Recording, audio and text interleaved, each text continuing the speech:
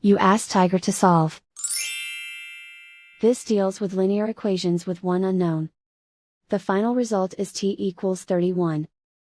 Let's solve it step by step. Group all t terms on the left side of the equation. Subtract t from both sides. Group like terms.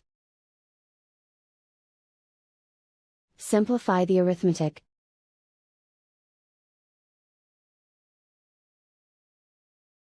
Group all constants on the right side of the equation. Add 62 to both sides. Simplify the arithmetic.